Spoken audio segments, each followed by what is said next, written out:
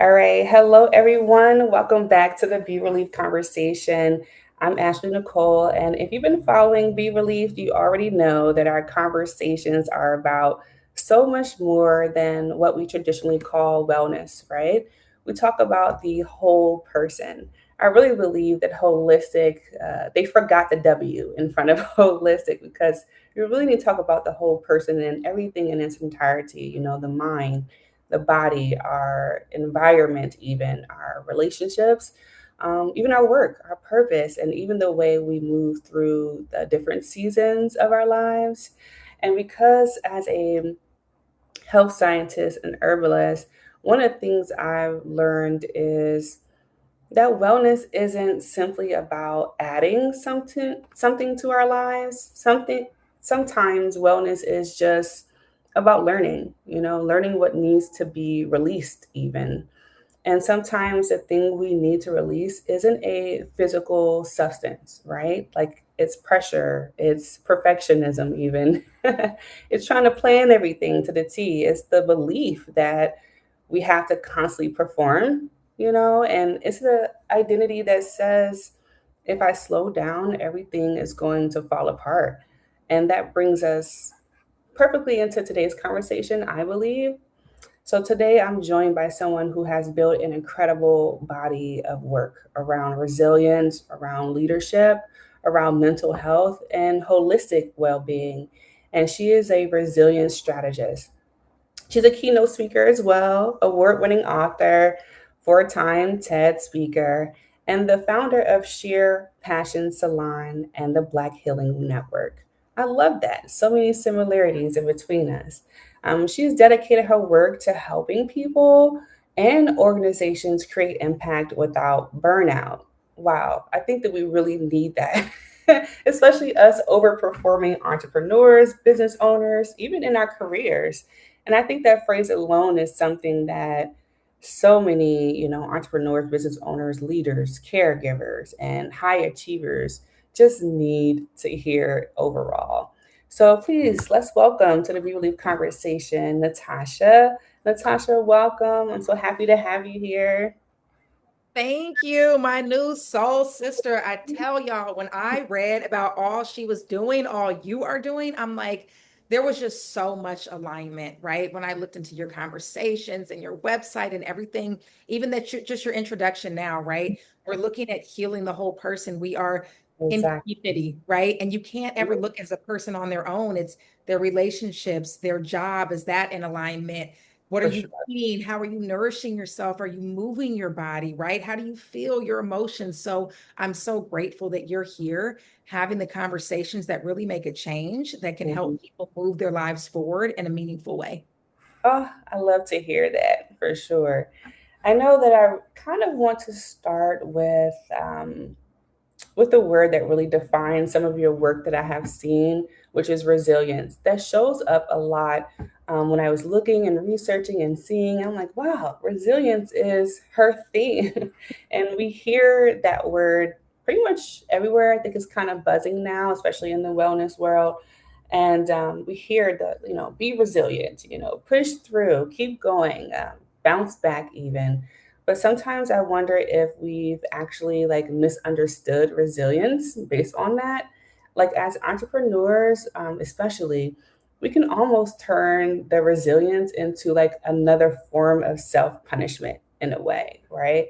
So when we say like I'm resilient, when we're really saying is like I've learned to tolerate being exhausted. Like, oh no, honey, that's not me.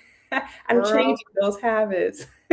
So, from yeah. your perspective, like, what is resilience really, and what is it not? Thank you so much. So, what you said is so important.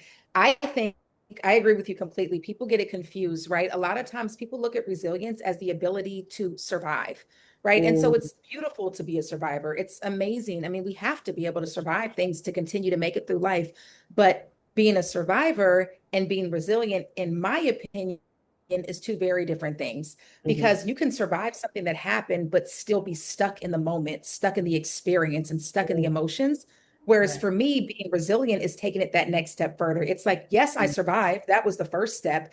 And then I was able to learn and to grow and to be better. So instead of self punishment, sometimes being resilient is, yes, I'm still in the job and I'm still making my business work or working for this company or whatever. But in that process, I'm learning how to rest more. In that Mm, process, I'm learning how to give myself grace and yeah. love and space and time. So to me, it's resilience is like a little softer than Mm, survival, even though, like you said, people think of resilience as hard and I'm pushing through. yeah. No, resilience can be soft and strong at the same time. For sure. And I love that distinction because I think it kind of connects directly to something that I see in business a lot. Like there's a huge difference in between capacity and depletion, right? Yes. So like as business owners, we often celebrate, how much we can carry, but just because you can carry something doesn't mean your mind or your body or your spirit was really designed to carry it indefinitely, right? Um, Absolutely. and even from a health science perspective, like adaptation is about like responding to stress in a way that allows the system to return towards balance. Like I know a lot of times we hear like, don't stress, like you shouldn't be stressing. But some stress is actually a little bit healthier if it allows us to return to our system in a balance. So I just want to take that into the entrepreneurial world in a way. Absolutely. And I think there's a move right now, right? There's so many more people that are entrepreneurs, partially just because society has changed. The way we look at things have changed. People Yeah. don't necessarily want to slave away for another company. They want to put that work into themselves, but also out of necessity, right? We're at a time where things are a lot more challenging. And so I see a Mhm. lot of people, I work with a lot of women who have a traditional 9 to 5 and also are embarking on their own, passion projects and opening their own businesses as well. For sure. So it's especially important to have these conversations right now. Yes, it is very important. And I know that you've built businesses as well, platforms even and communities too, while also navigating, leadership and service. So what do you think entrepreneurs misunderstand most about resilience? And how can someone build a business that doesn't require them to sacrifice their mental and emotional well-being just to keep it alive? And I mean, that's such a challenge, right? It happens so frequently. I've not only just seen, even with myself, especially in my earlier years, not as much now, but like, especially with myself before and I own a hair salon. So other hairstylists or salon owners or, anybody in the service industry. But I hear Mhm. so often that like people are overworking. Essentially, we've given ourselves a job, right? Yeah. So we've Yeah. created businesses that do not run without us there. And as a result, and because we don't have a guaranteed next paycheck, we are taking everything that's coming through the door. And I think one of the challenges is you have to understand what season you're in your life and in your business, and things shift depending on where you're at. So in the beginning, when you're trying to build it up, it's going to be a little different. You're going to be Sure. grinding and working longer hours and taking more clients. But as time goes on, you have to shift things, right? Now you're in a different season. Now you start to hire folks. Now Mhm. you start to increase your prices and reduce your hours. Now you look at ways to kind of get sustainable, repeatable income coming in that does not require you to be there. So you have to recognize the season you're in, because what got you into a successful business will also burn you out 10 years later if you're still moving the same way. Absolutely. I definitely agree with that wholeheartedly, even just from my own experience. When I first opened up my salon, it was my childhood dream to own a hair salon. I can remember from when I was 7 years old, always wanting to own a hair salon. I love the community aspect of it. And I did what you're telling people not to do because I definitely created a business that ran on me, even to the point where people were just so unhappy, even with other stylists. They would just say, "Hey, I just want to go with you." And I'm like, "Look, I'm burnt out." And so I had to switch my mind frame and also open up a business that didn't rely on upon me physically. Sometimes you have the vision and that is your role, to just have the vision. You can put people into place to kind of help you succeed. So that really just hits home for me because entrepreneurship can become very personal if you don't have those boundaries, or maybe you do have boundaries and it's still personal for you. Your business isn't just a business anymore. In some situations, like it becomes your baby, but babies do grow up, they become independent. Even your identity, your income, your purpose even. sometimes your entire sense of worth. So, I've just experienced that tension myself, especially being someone who operates across like health, wellness, business, and creative spaces. So, you can start the day thinking you're building something meaningful and suddenly you're answering emails, managing people, solving problems, thinking about revenue, creating content, and putting out fires. And somewhere in all of that, I've realized that, wait, who is taking care of me? Which brings me to my point about burnout. A lot of people use that word burnout very casually. And they say, I'm burnt out when they're really just tired. So, how do we recognize the difference between ordinary fatigue and actual burnout? And what are some of the signs that our mind and body, maybe telling us this has to change? Yes, yes, absolutely. So I think being tired is a more temporary state, right? We're tired, we rest, and we're good the next morning. Burnout is more of a long, sustained thing. It's when you've been going too hard for too long without rest. And there's different types of burnout, right? And so I don't want to get them all the way now, but I will Yeah. be sharing with you guys four different types of burnout, and they're not all the same. Like there's the traditional way that people think, like, oh, I'm exhausted, I'm running, I'm pushing myself too far. But one Mhm. another way, since we're talking about entrepreneurship, I'll kind of give you guys another way that I like to share with people. Sometimes it's being overly passionate, right? You can be so passionate that you literally go, go, and go. And research has been done to show that they're the people that are passionate about what they do, but they know when to stop. Right. And so Mhm. that's actually good for your health, good for your mind, good for your body. And there's the people that become obsessive about it and they literally don't know when to put it down. So you are Mhm. always, even when you're sitting, your mind is running around your business. You Mhm. have to have rest. And there are Mhm. different types of rest, right? It's not just sleep. It's rest from cell phones and text messages and emails. It's rest from technology and people, Yeah. right? Rest is being Mhm. in nature. So we'll talk about that in our session on Saturday, but really recognizing which type of burnout are you experiencing out of these four, and as a Mhm. result, what do you personally need? How can you tailor your next season so that you can be rested and refreshed and able to really show up at your best capacity? Because if you're always exhausted, if you're always chronically tired and burnt out, you cannot give the best version of you. You just can't. Absolutely. That just reminds me of, people always say, oh, your cup has to be full. And I always tell people that is true. Your cup has to be full, but the key is it has to be overflowing. And what is in overflow is what's for everybody else. But what's inside that cup is really for you? Oh, yes. So I love that, because the body communicates long before we necessarily have language for what's happening. And even Mm-hmm. as a health scientist, like I'm just so fascinated by the relationship between like our psychological experiences and then our physiological responses to that. And even as an herbalist, like I've also learned to respect the idea that the body is constantly giving us information.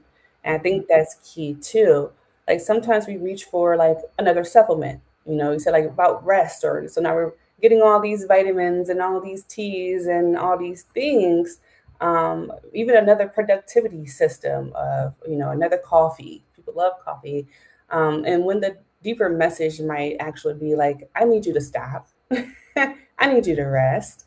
And rest, like Yeah. you said, doesn't have to be, sleep. It can just be 5 minutes of just, for me, I just sit and lay on my chase and just meditate. I mean, to me, it always gets me into a rest state pretty quickly.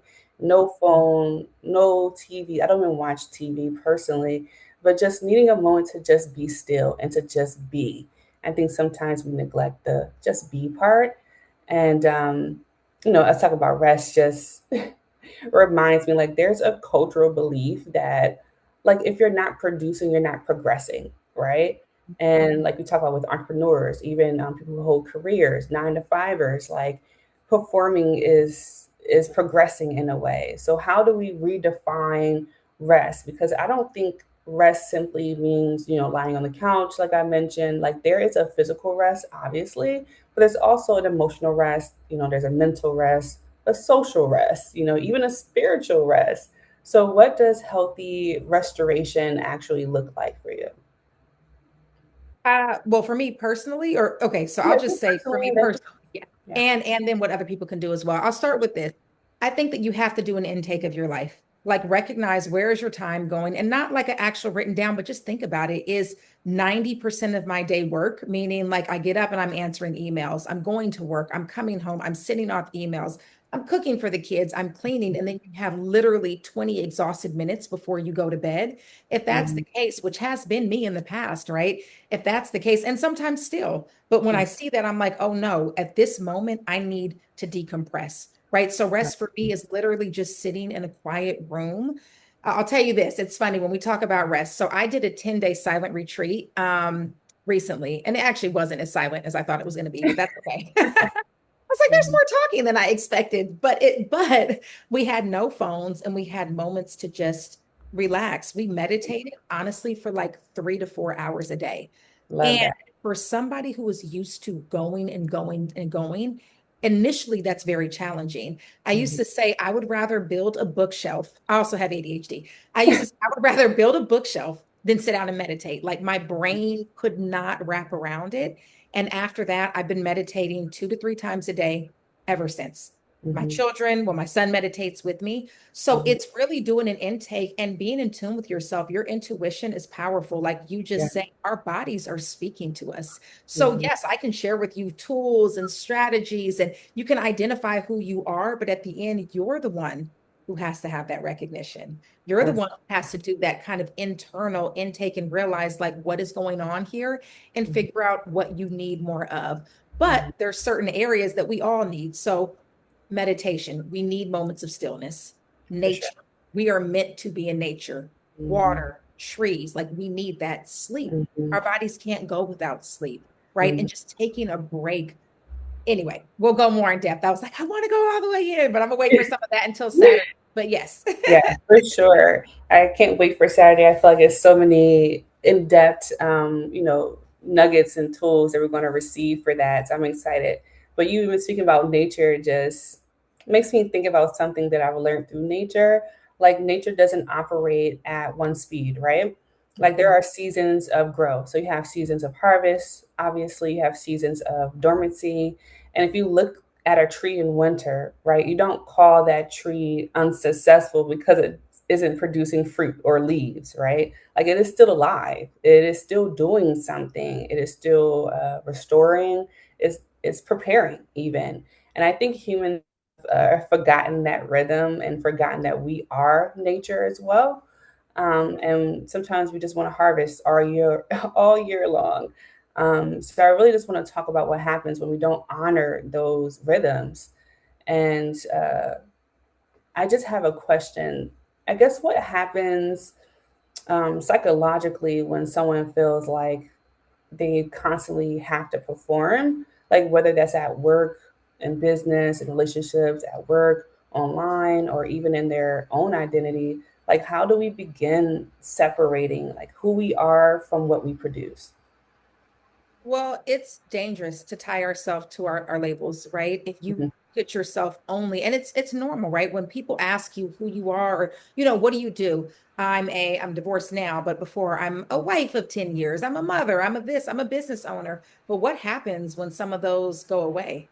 Right? Who mhm, are you left with when you only have yourself? Who are you underneath all of those labels that you yeah. kind of impose on yourself and that society expects from you?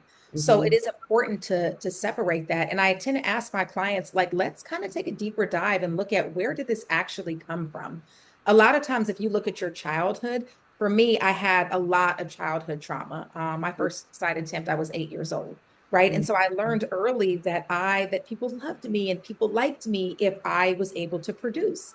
So if yeah. I'm the 4.0 student, if I'm the this, the that, then I matter, right? Mhm, And if mhm, not, I don't. And so I went through a lifetime of feeling like I have to produce in order to be useful, in order for anyone to love me, in order for anyone to accept me. So yeah. I do, obviously, this is a condensed 30-second response, but I do ask clients to like really look at, where did you first get those messages? When were Mhm, you praised or shown love by your family members? Was it mhm, okay for you and your mom to just sit and rest? Did you guys play board games? I do that with my kids every night. Or was it all about, what grades you brought home and how well you did? Did your parents celebrate your losses as well as your wins? I love Hmm. to celebrate my kids' losses and mistakes because For guess what? sure. You learned something here, right? Hmm. And so we have to really go back and kind of peel back the layers and figure out where it came from, and then start to look at who we are and separate that from what we do. Are you kind? Are you, Hmm. comforting? Do you give back to people, right? Who are you outside of those labels? So I think as you start to separate that and just have the awareness to understand that, like you said, seasons come and go. Yeah. Hopefully your marriage lasts forever, but sometimes it doesn't. Your kids are going to grow up and go off to college, right?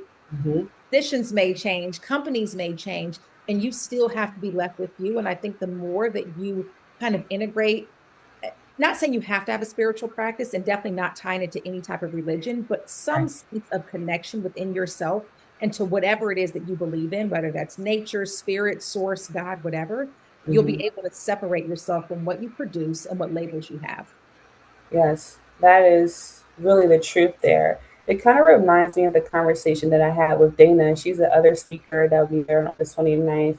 And we talked about peeling back those layers, those roles, and really just sitting with the core of who we are and really getting to know that, and also to trust that, as we can kind of make that synonymous with our intuition to start to build and trust and to get to know that. What you said is true. Like you can have purpose and still need a day off. You can be passionate and still need boundaries. I know we talked about that earlier. Like you can be ambitious and still need rest. I mean, the same for me. I have ADHD as well. I've had it since the fifth grade. Mhm. And I was one of those rebellious people that once I was told I had ADHD and I had some weird looking pill making my stomach hurt. I'm like, I don't think anything's wrong with me. Mhm. And then as Yeah. I got older and I started doing business, I'm like, okay, I think I do have some of those symptoms. And I've just realized, you can even though I have a OCD with allowing it to just take place how it's taking place, and knowing that that is divine as well. Me messing up can be divine. Maybe someone needed to see that mess up, need to see that mistake to learn from it. Maybe I just needed to learn from that. And so I just think that we can definitely serve other people without completely abandoning ourselves or even having that negative self talk. That last piece is especially important because I know that your work extends beyond like individual success. It goes into community care. And I love that. That was one of the things that really connected me with you and your story and your work was a community care because I'm very heavily involved in community and even at the starting point of family. I love what you said about your children, doing games, celebrating their wins and their losses as well. I plan to do the same thing. I'm not a parent, but I do have godchildren, and I do the same exact thing with them. I celebrate no matter what it is. We're going to have a celebration, and also we're going to have a discussion, and we're going to see how we can implement these things that we've learned moving forward. And I know one of the things that I read about you was your Black Healing Network. Oh, I just love that. I was like, oh, almost teared up seeing it because we need more of that. And I just can't express to you how impactful that is and is going to continuously be in our community. And I know you've done also like a lot of hands-on community work, seeing some pictures, in my stalking, trying to see what she's up to. I've seen a lot of the community work that you've done, mentoring young women, providing free haircuts for people experiencing homelessness. Just reminds me of me when I opened up my salon. I just did a whole day of free hairstyles, whatever it was. We just did free hair all day. And it didn't matter the situation, whether you had money or you didn't. And guess what? It was so many people that were there. And it just reminded me like, we have to have those experiences with our community because that provides healing in some shape and form. The conversations that I had while styling people's hair, or even just conversations, people coming in, it just seemed very impactful, not just to them, but to me as well. So, what have those experiences, really taught you about healing as a community process rather than just something that we only pursue individually? Yeah, I think that both things need to happen, right? Of course, we do our individual healing, but I think this idea, because I sometimes hear it from people. I mean, my salon, we're like a sisterhood, right? I mean, we just love each other. Yeah. So, anybody who's ever worked there, like we get together every year, we do vision board parties, and the clients, I mean, we're just here. Hmm. And so, but there is something that I've heard is like women that don't feel like they don't like other women, or, the worst. I don't come across these people personally, but I see online like men bashing all women or women bashing all Mm. men, especially from a certain demographic or race. I'm like, I don't even listen to that. I just turn that off. Yeah. But I think that it truly comes from a place of hurt, right? Mhm. And so I Yeah. think that Sure. people, when they're like, I don't need anybody, because I was that way for a long time. I just wrapped up a conference. I'm here in Missouri. I wrapped up a conference yesterday. And we were talking about this, like, what lessons did you learn when you were younger? And Mm. so I had people identifying them. And I said, the one I learned was that I couldn't count on anybody, right? So I went through the world for a long time. I don't need anybody. And I'm like, but that came from a place of hurt. Sure. And so when I was able to recognize that and shift that and be vulnerable and open myself up to people and relationships and community, my entire world transformed. Like I Mhm. wouldn't be here talking to you if you didn't open up your doors to me, right? Yeah. So we need each other, especially as we were talking about earlier, the economy we're in now, things are shifting. Like food isn't always safe, right? So having gardens where we can trade food, trading resources, like we have to be open. We are Yeah. surrounded by magical, amazing, loving, and beautiful people. And when Yeah. we open our hearts and open ourselves, we will divinely get all of the resources we need and give it back just as freely. Absolutely. I definitely believe in that. I just believe that we really have everything that we need. And if we don't, that means that we're not opening ourselves up to community, like you said. Because a lot of times we can barter things, we can have resources. Like you said, even with food, like food is just to me, not to be political, but I feel like it's bio warfare in itself. It is definitely war when it comes down to our food sources. And I just feel like, oh, we need to have little baby gardens. Even if you just start small with like one little herb plant, like maybe I need some of that basil that you're growing. And then you can have some of my tomatoes or whatever the case is. We just need to have better well, not really have better, but be able to do a lot of self awareness and a lot of self healing to those inner traumas that is causing us not to be open or receptive to anyone outside of our, uh, our circle, what we have. I know I learned that early on as well. I can't depend on anyone. And then also disappointment. I experienced that a lot in life as a child, being very disappointed with choices that was made for me. And I'm like, no, I got to make my own choices. And then also just being hurt from a lot of the traumas and abuse that I've experienced as well. But I love that, wellness is becoming more community focused versus just something very individual. I think with individual, we kind of hear the, buy this, take this, do this morning routine, drink this, meditate, exercise. And there is value for sure in personal responsibility, absolutely. But health also exists within a social environment, in my belief. Our relationships matter, whether it's chosen, whether we're born into it, they matter. Our communities matter, whether they're the ones we're immediately in or the ones that we travel into, they all matter and kind of can work in synergy together. Access matters. Belonging actually matters as well. And feeling seen, I think, is a really big one that also matters. And that's something that I think BeReleafed has always tried to honor. Like, wellness isn't just about the individual, but it's about the ecosystem around the individual. So I just want to kind of bring that eventually into leadership as well. I know you work with a lot of leaders and a lot of organizations. Like, what does healthy leadership look like when the leader isn't operating from fear or from urgency or from exhaustion? And how does that leader create a culture where people can actually thrive instead of like simply just surviving?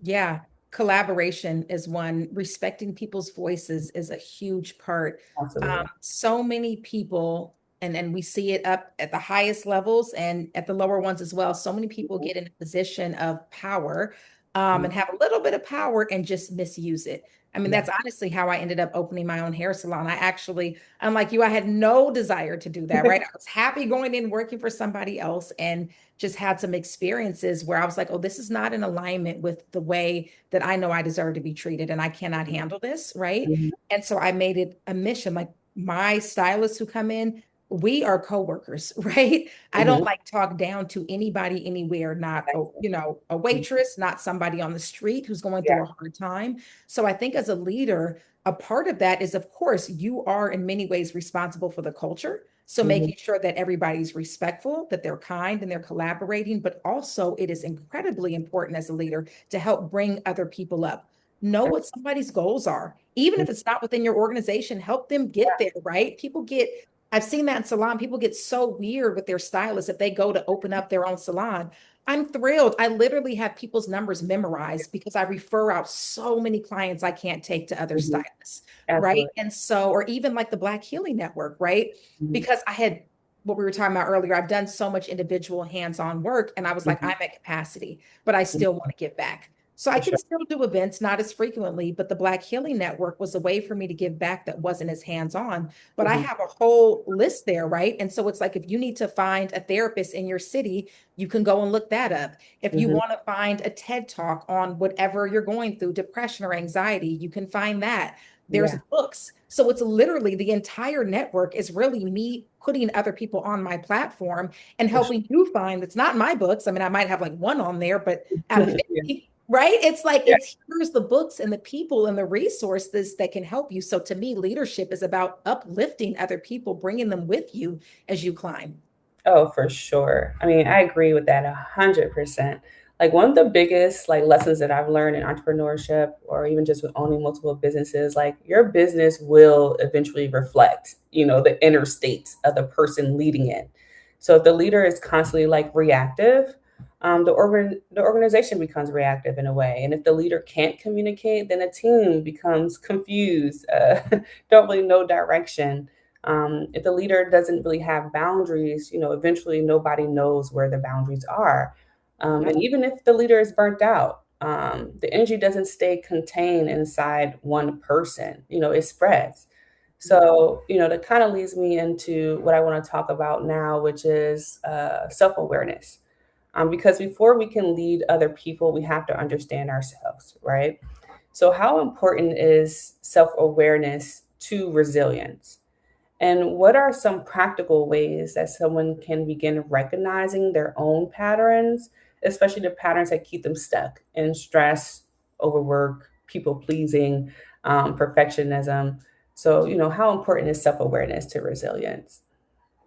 Yeah, well, remember in the beginning, we talked about the difference between survival and resilience, right? Mhm. And so self-awareness, I mean, that ties directly in because a huge part of resilience is not just getting through this thing, is surviving that hump, that hard time financially, emotionally, physically. It's how do I grow and be better? If you found yourself in spaces where you're literally burning out physically, Mhm. resilience is not like I survived it and I can keep going. It's how Yeah. do I become self-aware to see what am I doing and how do I change that so I don't end up back here again in 6 months? It's the Mhm. ability to shift and adapt and to change. And Mhm. so, as far as like practical tools to be self aware, I mean, yes, there's introspection for sure, but sometimes we have blind spots. Sometimes literally ask Absolutely. people around you Yeah. because there's things that we don't see, like you said, how like our businesses are like our babies. And I remember talking to my friends once and I was like, I'm really easygoing. And they were like, yeah, you're loving, you're kind, you're hardworking, you are not easygoing, right? But like in some ways I am. Like I'm chill to work with. I'm not like, but Yeah. I care so much that I'm like, I may email you one too many times. I may, I'm gonna show up early, I'm gonna leave late. Like, so maybe not, but there's things that we don't necessarily recognize. So ask Yeah. people that are close to you and they will tell you, right? They're gonna Mhm. see the things that sometimes you don't see. Absolutely. That's a great start. I mean, just simply just asking and being open to ask and also to receiving that constructive criticism because it's going to help you to, develop I guess, develop this part of you that you envision yourself to be. I think that when you're at that phase, you actually want to evolve, you want to grow. And so that will help. I think that's one of the most powerful forms of personal development, in my opinion. And also asking. Sometimes we just got to ask ourselves some questions, like instead of asking, like, what's wrong with me? I hear that a lot with certain people. They ask that question, like, what's wrong with me? I just want you to start asking yourself, like, what is this pattern trying to show me? Like, we Mhm. don't want to have a pity party on ourselves, right? We want to learn from it. So let's just see what's it showing me. And I think that we can actually get a little bit further versus what's wrong with me. I think that kind of goes into a lot of self hate in different levels. And I know for me, studying health and human behavior, I'm just fascinated by patterns overall, right? And Yeah. I just seen like our bodies have patterns, our nervous system has patterns, our relationships have patterns, and even nature operates in patterns and cycles. And remember, I told you that we are nature, so I'm including ourselves in that. But sometimes healing begins when we really become curious enough to observe ourselves without like immediately judging ourselves. I know a lot of times I hear that too, like, I'm not judging. I don't like to judge people. Like, yeah, you may not judge them, but you may judge yourself. And I think that's harsh just to say. Which brings me to something I think so many people struggle with, which is boundaries. I know I talked about that a few times before. Like, why is it just so difficult for people to establish boundaries from your perspective? And how can someone learn to say no without feeling selfish or guilty, even, or like they're letting people down? Well, I'll answer the second part first. It's just practice. Yeah. You just have to do it, right? When you're anything becomes comfortable. I mean, people in abusive relationships will often say, like, it became normal to me, right? It's like you almost get, or even like children who come out of chaotic childhoods often will repeat that in their future relationships because Yeah. it's become the normal. It's what feels like home, even if home is not healthy. So if Mhm. you found yourself in a space where you never say no, when you're always overextending yourself, you have to just stop and understand that no is a full sentence. And you may feel very, very uncomfortable in the beginning and just send the text, send the email, say Mhm. it, and like drop your phone and walk away. And you'll see the world won't stop. It They'll won't. figure it out. Mhm. And as to why that happens, I mean, I know you look a lot at seasons, which is so important in patterns. And that also ties into like the earliest patterns, right? What did we experience? I'm always looking back on our childhood. What did we learn in our earliest relationships? And how is that affecting who we are now? And so a lot of times people have learned that you cannot say no. People have learned that love is conditional. People have Mhm. learned that you're only cared for if you show up with X, Y, and Z. And so you overextend yourself in this desperate hope that maybe if I do this, people will like me, maybe they'll stay. And the truth is, somebody who truly loves you and who is mature enough to recognize that you're more than what you produce and give will be okay with your boundaries. And the people who are not, goodbye. And Mhm. it took me a while to get there, but it's like, no, I used to always overextend myself. And in some Mhm. ways, maybe still do a little here and there, but I've gotten much better. Honey, I Mhm. will tell you no in a heartbeat because I know I'm coming from a loving place. And if I don't say no for me, who's going to? Yeah, exactly. I share that same sentiment. Like, I feel like saying no to others is actually saying yes to me. Mhm. Like, and I was the same way. I mean, similar, like where I was just overextending myself, saying yes, yes, yes, yes, even when I didn't even have the capacity to even do or say some of those things or help or and I still said yes, yes. And here I go, just experiencing burnout, stress, weight gain, angry, upset. I think it shows up in our bodies and in our environments. I believe that whatever is inner is outer, and whatever is outer is inner as a reflection in a mirror. And so I just feel like when I was saying yes to a lot of things, deep down I wanted to say no. And because of that, the anger set in or the bitterness and those things. And so now I'm at a place where I have to say no for my own betterment, for my own health, for my own peace of mind. And so, I think there's always another opportunity to try. But there's always going to be something, another client, another meeting, another email, another project, another person who may need something from you. But I think if you're someone who genuinely cares about people, your compassion can actually become the thing that exhausts you if you don't have boundaries around it. So, I think it's really important to talk about boundaries, but also self worth, right? Like, how do we help people understand that their worth isn't determined by how much they accomplish, right? Because we do live in a culture where the reward is productivity. Mhm. People ask a lot of questions like, "What do you do? What have you accomplished?" I know when I meet people, the first thing like, "Oh, so what do you do? How successful are you?" But they rarely ask like, "Are you okay? Do you feel fulfilled? Do you actually like the life that you're creating?" So what would you say to someone who's achieved a lot but still doesn't feel whole? Like I like to ask, "How are you healing today?" instead of "How are you feeling?" you know. So what would you say to someone who's achieved a lot but still doesn't feel whole? I would say start with, especially for high achievers, you Mhm, have to start with the moments of stillness. You do. And mhm, that is what literally resets your nervous system. So the 10-day retreat I was telling you about, right? We had the 10 days, hours of meditation. I came back. There was this craziness at the airport. I think I ended up being stuck there literally for like 10 hours, right? There was people that had been stuck since the night before. And I mhm, immediately recognized the difference in how my nervous system was processing things, right? I was not as reactive as we're talking about that. Like I genuinely was fine. I yeah, made friends with three people. One lady didn't speak English, which was great because I got to practice my Spanish. And when I tell mhm, you, we were big kicking it all day long, like mhm, we had a good time, right? And in the past, I would have been so anxious and overwhelmed. And I saw yeah, people being angry and yelling at the employees. And I realized in that moment that we don't even know how out of whack our nervous system is. And I mhm, think that's especially true for high achievers because you're always running, running, running. You're never slowing down. So when mhm, you need to feel whole, it's never going to be the next accomplishment. It's not going to be the next award. It's not going to be the next monetary, level. It's going to be when you take time to literally be with you and realize that you by yourself is enough. So I mhm, suggest taking 2 or 3 times throughout the day to have a minute of meditation or deep breath. A lot of times I teach my clients like the box breathing, right? I'm like, mhm. you can do that in traffic. You can do it when you're sitting at your desk. You Right. can do it when somebody is being disrespectful and working your nerves. And it's like, whoo, girl, let me breathe this one out, you know?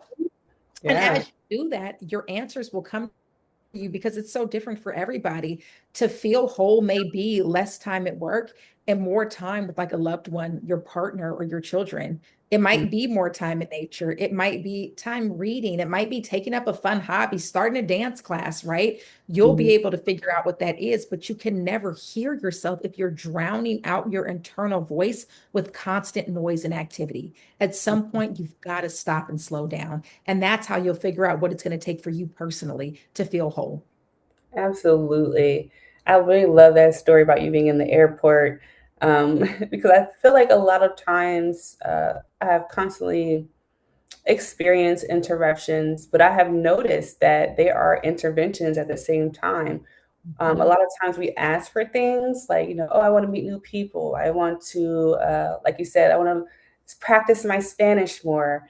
And opportunities will come for you to do that. It may not have looked how you wanted, to look. You didn't want to stay there for 10 hours, but look, you were able to build those relationships and practice Spanish. And so a lot of times I just want us to look at interruptions sometimes as interventions and maybe just pause and say, how can I still learn from this? How can I still have fun? How can I enjoy this? I think there is a difference between building a successful life and building a meaningful life. And hopefully they overlap, but they aren't automatically the same thing. You can build the company and lose yourself. You can build the platform, lose your peace. You can build a career and lose your relationships, So I just want to kind of shift into something more practical, right? So if someone is listening right now and they're saying, Natasha, I recognize myself in everything that you're describing. Like I see it. I'm exhausted. I'm overwhelmed. I feel like I've been operating on survival mode. Like, what's the first thing they should do? Not the perfect, 5-step routine, not a complicated transformation, but what's one practical place they can begin? So I'll give two options. The first is taking one thing off your plate, literally just one. Can your child help you with something? Can a coworker take something? But can you take an hour off of each day? What is like one simple thing? Can you automate something? Can you Yeah. put your bills on auto pay? I know everybody's finances are different, so it doesn't always work. But if it's possible, that's one thing that every single month you don't have to think about. The Mhm. bills come out. You put the money in, the bills come out. So you figure out the one tangible thing that you can literally do today to make your life easier going forward. And the second, I know I've mentioned it a few times, so don't get tired of me, y'all. But the second is taking a minute to breathe.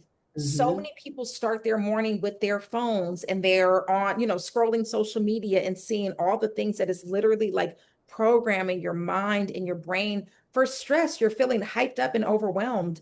Mhm. Take 1 minute in the morning and just breathe.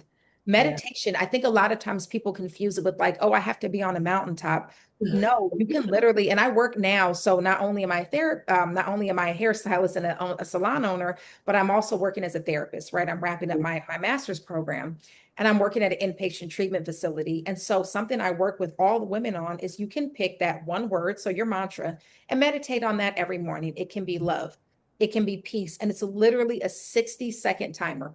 Just Mhm. love, Mhm. right? Internally or externally. And just those couple of deep breaths and that one word is going to shift because we have the filters, right? There's so much information. There's things we don't even see that's happening right next to us. So when you Mhm. shift your focus, you begin to see and experience different things. Same world, totally different experience. So those are the two. Do something practical you can take off of your plate. And then also every morning meditate for 1 minute. And if you can, do it at night as well. I guarantee you in a week, you will feel more calm. Oh, for sure. You will feel more calm, and then you also experience it. I Yeah. think that's the amazing thing about the mind is it doesn't really know the difference in between a truth and not. So if you tell it something and really believe it and become it, it will actually be that and also attract that. And I Yeah. love that because transformation doesn't always begin with doing more, right? They just say, do this one thing, try it out. Sometimes it begins with being honest or even becoming honest about what isn't working, maybe honest about what we're carrying, maybe honest about what we're afraid to release. And I think that's really the spirit behind Be Relief in the Flow. Like, we're not trying to teach people how to force themselves into a better version of who they are, right? Like, we're creating conversations that help people understand themselves, reconnect with their bodies, recognize their patterns, and learn how to move through life with greater awareness.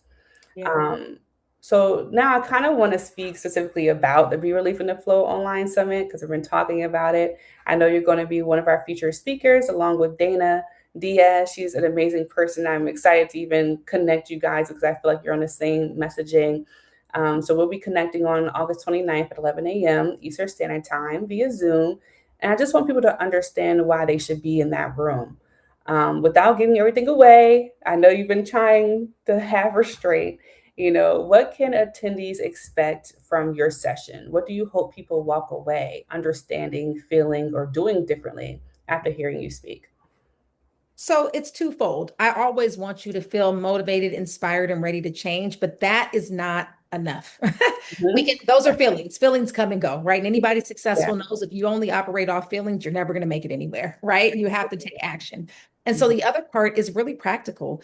I want you to be able to identify what type of burnout are you experiencing and specifically what can you do? Like we're going to tailor this to you. Specifically, what can you do to create more peace, more energy, and more balance in your life? And these are tools and strategies that you'll be able to use immediately. Some in the session, like while I'm talking to you, you can start to use them, and other ones you can take with you. Like coming not only to hear me, but to hear you and all your amazing wisdom, to hear Dana. Like this is going to be a life changing summit. And I don't say that lightly, and I don't say that every time I speak somewhere because, there's different topics, there's different things, but this is getting to the core.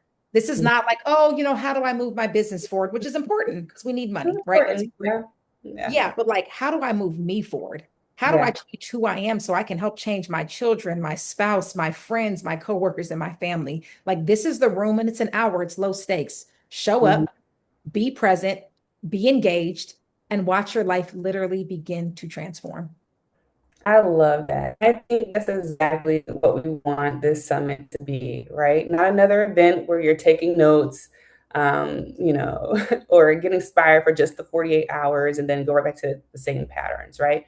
We want people to leave with something that they can actually integrate because information without integration doesn't necessarily create transformation.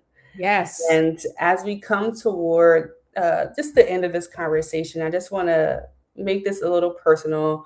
Natasha, when you hear the word flow, what does it mean to you? Not the business definition, not the textbook definition, but what does it mean for you personally to be in the flow of your life? And how do you know when you've moved out of it?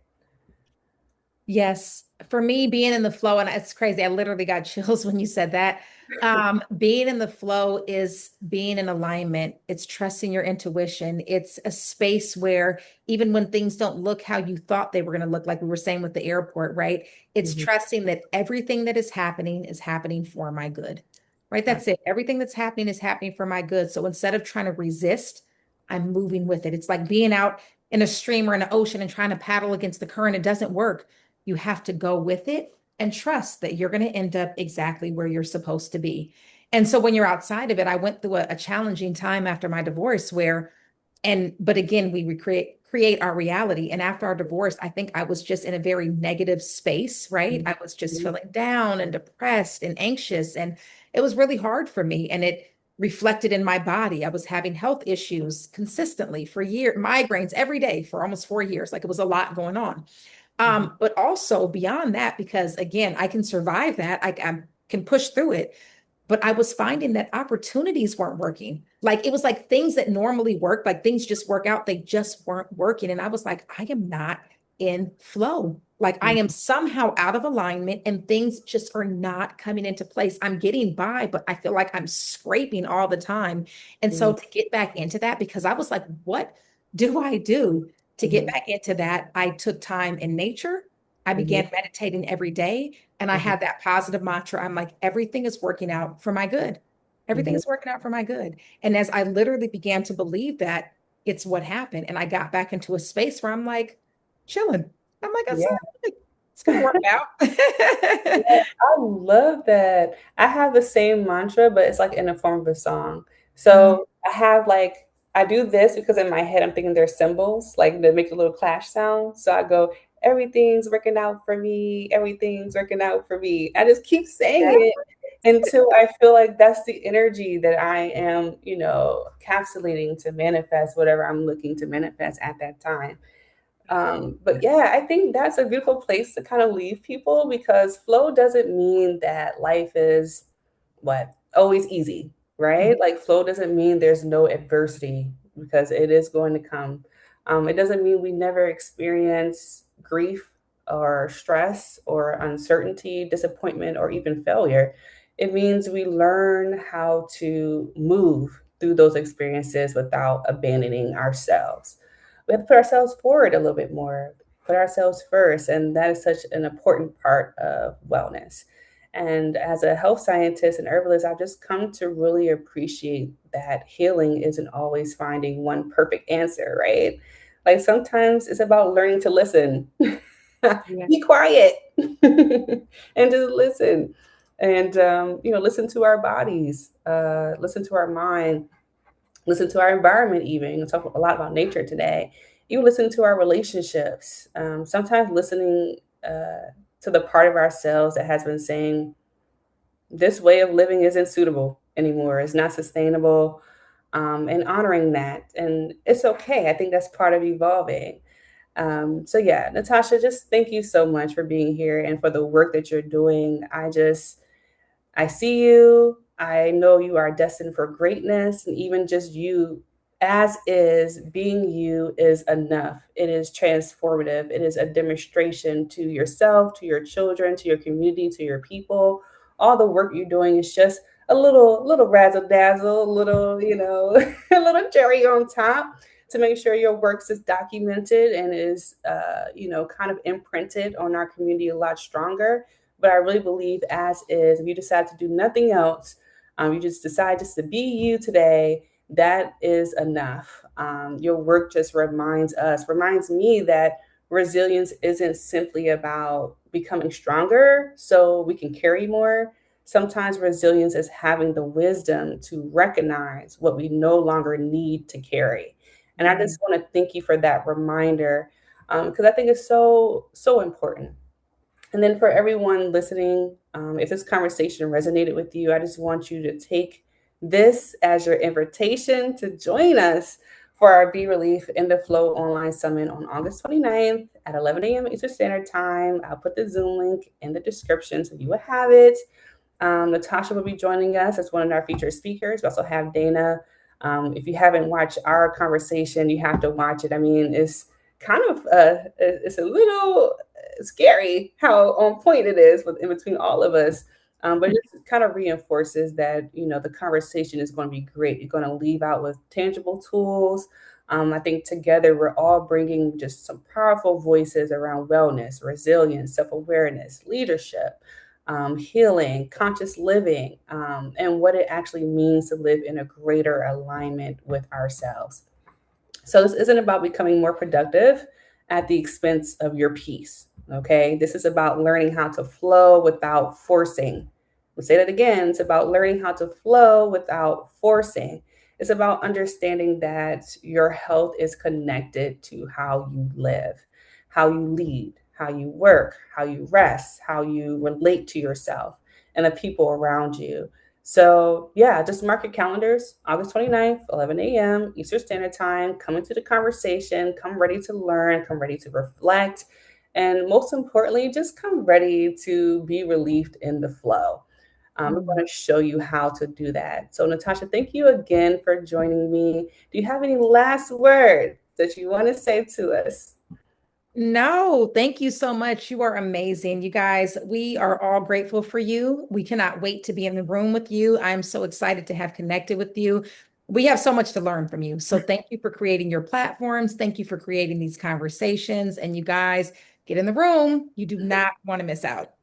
For sure. And to everyone listening, just remember like you don't have to burn yourself out to prove that you are resilient. Mhm. Sometimes the most powerful form of resilience is knowing when to pause, when to release, and when to choose a healthier way forward. I personally don't believe in a right or wrong. I believe in a balanced and unbalanced way, right? So let's just try to choose a healthier way versus a better way forward.